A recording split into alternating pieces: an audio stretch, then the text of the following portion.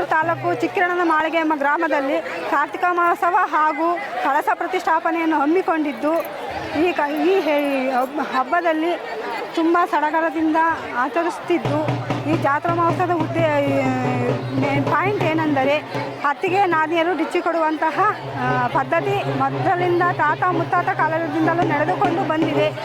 ಆದ್ದರಿಂದ ಅತ್ತಿಗೆ ನಾದಿಯರು ಡಿಚ್ಚಿಕೊಡುವಂತಹ ಸಂಪ್ರದಾಯ ಇಲ್ಲಿ ನಡೀತಿದೆ. ಹಿಂದೆ ಅನಾದಿ ಕಾಲದಿಂದ ನಮ್ಮ ತಾತ ಮುತ್ತಜ್ಜಗಳು ಈ ವಿಶೇಷವಾದ ಕಾರ್ಯಕ್ರಮವನ್ನು ನಡೆಸುತ್ತಾರೆ. ಇಲ್ಲಿ ಏನೆಂದರೆ ವಿಶೇಷವಾಗಿ ಹೆಣ್ಣು ಮಕ್ಕಳು ಮತ್ತು ಅತ್ತಿಗೆ ನಾದಿನಿಯರು ಈ ಡಿಚ್ಚಿ ಹಬ್ಬವನ್ನು ಒಡೆಯುವುದರಿಂದ ಅವರಿಗೆ ಮನಸ್ಸಿನಲ್ಲಿ ಸಂಪೂರ್ಣವಾದ ಒಳ್ಳೆಯ ಮನೆಯ ಭಾವನೆ ಬರುತ್ತದೆ. ಇನ್ನಷ್ಟು ಹೆಚ್ಚಿನ ಮಾಹಿತಿಗಾಗಿ ಫಾಲೋ ಮಾಡಿ ಬ್ರಿಗೇಡ್ ನ್ಯೂಸ್ ಕನ್ನಡ.